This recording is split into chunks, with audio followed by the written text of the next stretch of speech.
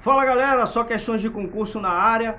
Hoje a gente vai falar sobre o Estatuto do Servidor de São João de Meriti.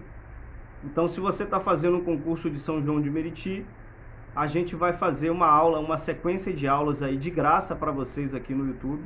Se você gostar da aula, por favor, deixe seu like, deixe seu comentário e clica aqui no sininho para você poder receber as notificações do nosso canal, beleza?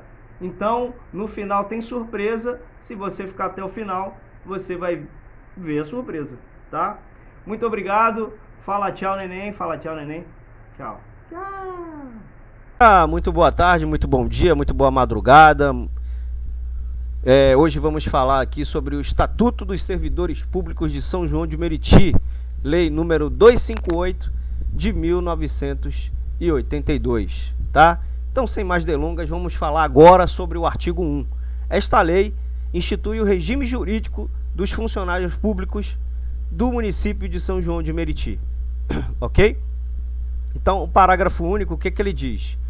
O parágrafo único, ele diz, é de natureza estatutária o regime jurídico do funcionário em face da administração. Então, o que isso quer dizer quando a gente se refere à natureza estatutária? O regime estatutário é um tipo de regime jurídico que se aplica a servidores públicos em geral. Ele oferece mais estabilidade e proteção contra demissões arbitrárias do que o regime trabalhista que a gente conhece, né, o CLT.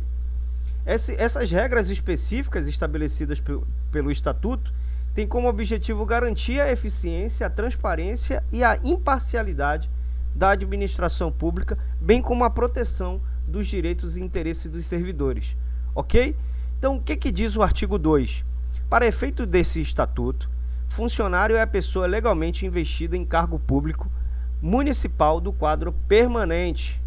Então, o artigo 2 do estatuto, ele define o termo funcionário para fins do estatuto como uma pessoa que está legalmente designada para um cargo permanente no município. O que isso significa? Que apenas aqueles que ocupam cargos permanentes no quadro de servidores públicos municipais são considerados funcionários nos termos deste estatuto. Beleza? Então vamos ao artigo 3. Cargo público é o criado por lei com determinação própria em número certo e pagos pelos cofres do município, cometendo-se ao seu titular um conjunto de deveres, atribuições e responsabilidades. Ok? O artigo 3, ele vem dividido em três agrupamentos.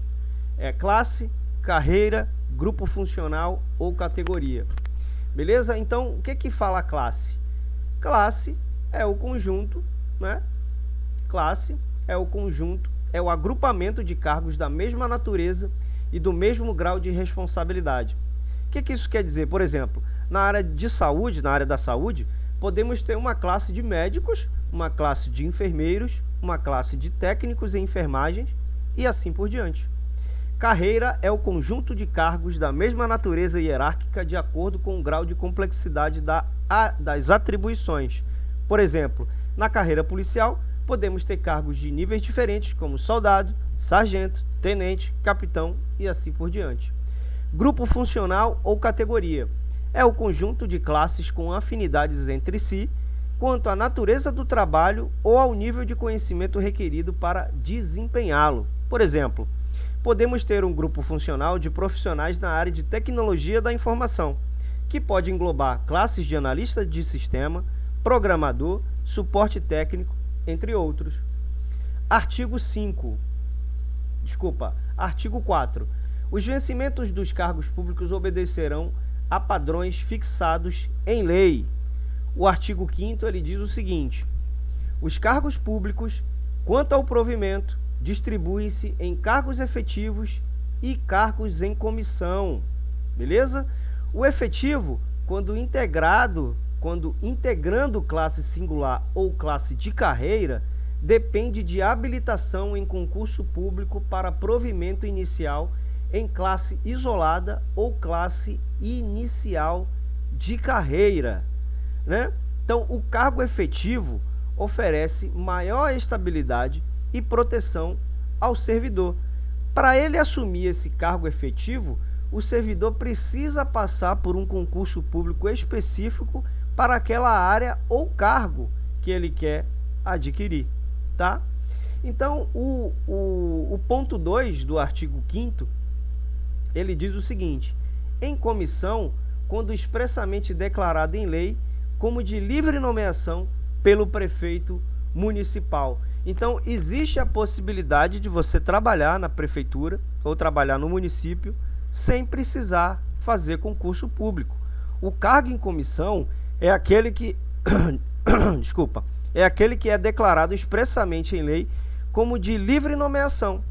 Então, em outras palavras, o prefeito tem a liberdade de escolher quem irá ocupar esse cargo sem a necessidade de fazer um concurso público ou critérios objetivos de seleção. Os cargos em comissão são geralmente destinados a funções de chefia, assessoramento ou direção e oferecem menor estabilidade ao servidor, já que o ocupante do cargo pode ser demitido a qualquer momento, a critério do prefeito ou da autoridade que o nomeou. Geralmente, quando muda o governo, você também perde esse cargo, tá? Então, vamos ao artigo 6. Os cargos efetivos distribuem-se em cargos de carreira e cargos isolados. Então, o que isso quer dizer? No parágrafo 1 do artigo 6, são de carreiras os que se integram em classes e correspondam à profissão ou atividade com denominação própria. Um exemplo: os cargos de carreira são aqueles que integram em classes e correspondem a uma profissão ou atividade com denominação própria, que foi o que eu acabei de ler. Por exemplo, na carreira policial, temos classes de cargos como soldado, sargento, tenente, capitão, que correspondem a diferentes níveis hierárquicos dentro da carreira. Já os cargos isolados são aqueles que não podem ser integrados em classe e correspondem a uma função específica determinada.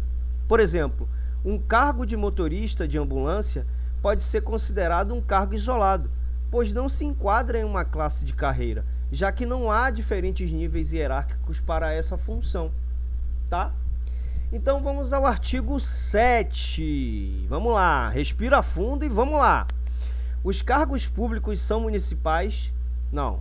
Os cargos públicos municipais são acessíveis a todos os brasileiros que preencham os requisitos estabelecidos neste estatuto. Beleza? Então, o que diz aqui o parágrafo 1 do texto original?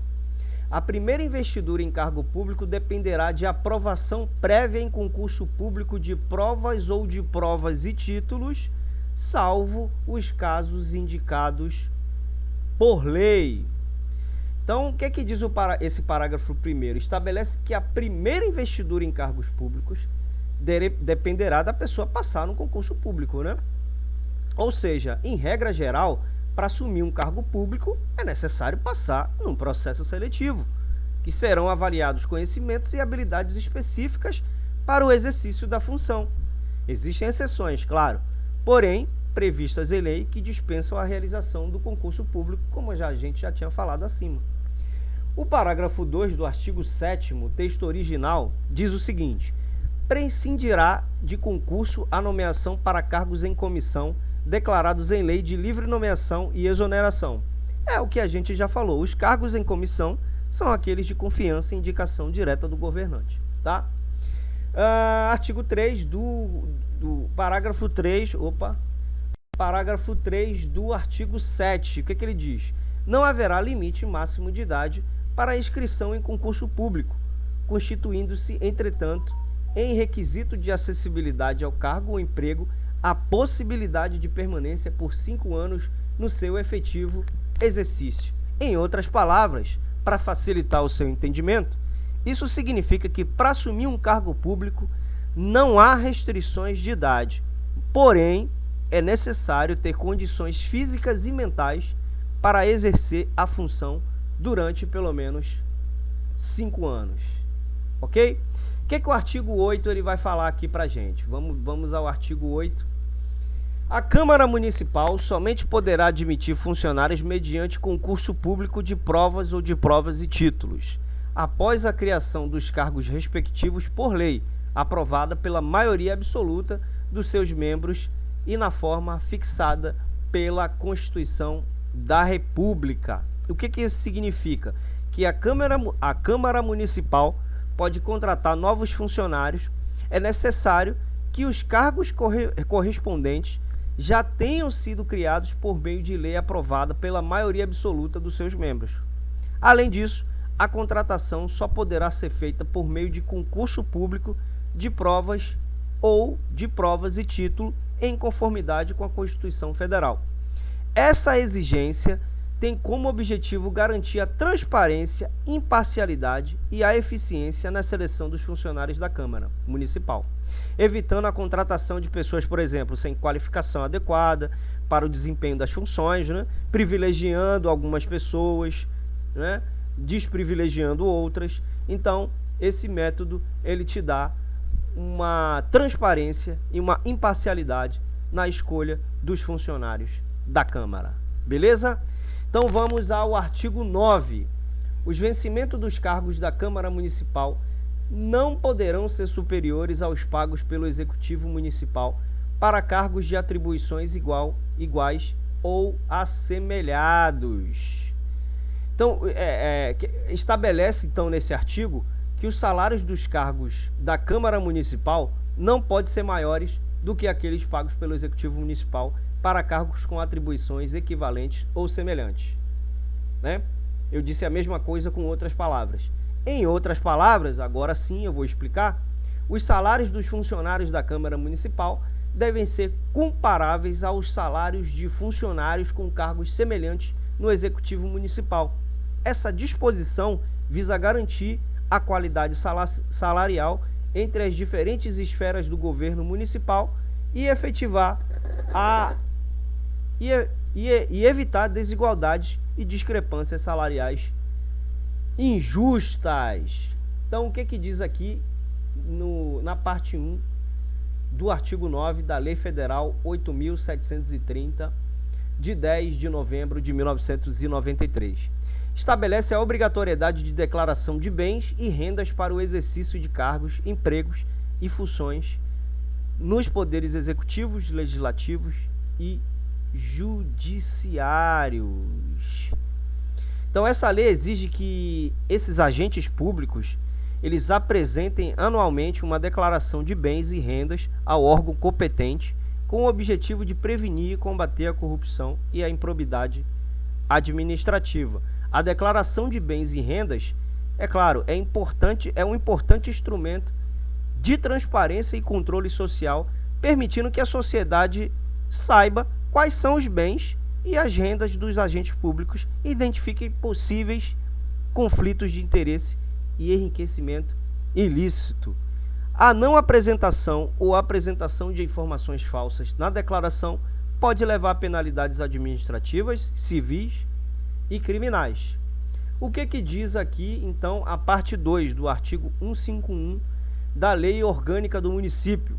A lei reservará percentual dos cargos e empregos públicos para as pessoas portadoras de deficiência e definirá os critérios de sua admissão. Então, o que isso quer dizer?